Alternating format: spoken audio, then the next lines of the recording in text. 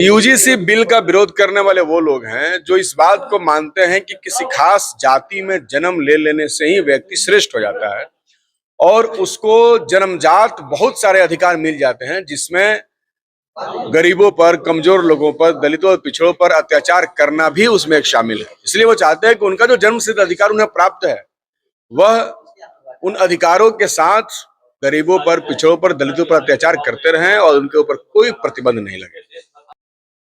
आप जानते हैं कि पिछले दिनों से यूजीसी के सवाल पर लड़ाई चल रही है और इस लड़ाई में देश के जो भी नौजवान हैं, पढ़े लिखे लोग हैं, वो इस बात को मानते हैं कि कैंपस के अंदर डेमोक्रेसी का अभाव है, गैर बराबरी है, डिस्क्रिमिनेशन है। और लंबी लड़ाई के बाद, रोहित वेमुला के संस्थानिक हत्या के बाद जो लड़ाई शुरू हुई तेजी के साथ, उसके बाद ये यूजीसी बिल आया, जिसको कुछ चंद लोगों के विरोध के बाद सुप्रीम कोर्ट ने रोक लगा दिया, जो कहीं से भी उचित नहीं है। इसलिए यूजीसी बिल की पुनर्बहाली हो। जो बिहार में 65% आरक्षण जो 2023 में महागठबंधन की सरकार ने विधानसभा के पटल पर रखा था और पास कराया था, उसको हाईकोर्ट में रोक दिया गया। उसको नवीं अनुसूची में शामिल करके दलित पिछड़ों को उनका उचित प्रतिनिधित्व दिया जाए। रोहित एक्ट विश्वविद्यालय के कैंपसों में लागू हो और देश भर में जातिगत आर्थिक सर्वेक्षण हो, ताकि देश की जनता इस बात को समझ सके कि आजादी के इतने सालों के बाद भी क्यों बेहतरीन जगहों पर दलित और पिछड़े नहीं हैं।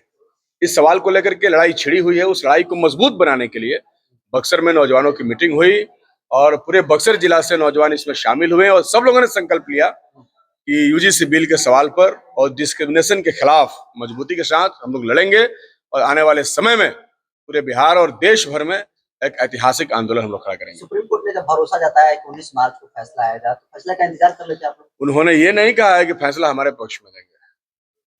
इसलिए माननीय न्यायाधीश महोदयों को भी ये जानना होगा कि उन्होंने जो निर्णय लिया उसके खिलाफ इस देश का बहुसंख्यक उसके खिलाफ है। इसलिए हम लोग सड़क पे लड़ेंगे, हम मजबूती के साथ खड़ा होंगे, तभी तो वो हमारी भी बातों को समझेंगे। नहीं तो जिनकी बात को सुन करके उन्होंने उस बिल को रोक दिया, फिर तो उसको ही पुनर्बहाल कर देंगे। इसलिए राज्य स्तर पर भी कोई आप लोगों का प्लान है? बिल्कुल, राज्य स्तर पर प्लान बनाने के लिए परसों 25 तारीख को पटना में हम लोगों ने बिहार स्तर के जो भी इस लड़ाई में शामिल हमारे साथी हैं, सबको बुलाया गया है और 25 तारीख को हम निर्णय लेंगे कि आने वाले समय में बिहार में किस दिशा में आंदोलन आगे बढ़ेगा।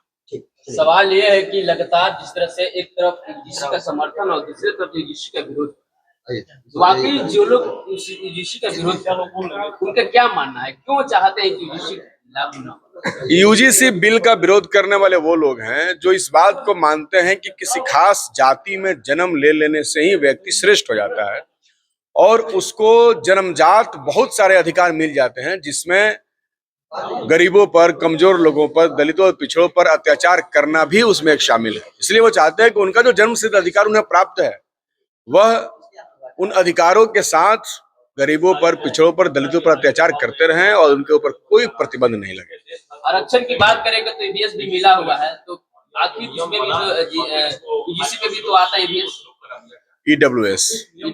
हाँ बिल्कुल, यही तो मैं कह रहा हूँ।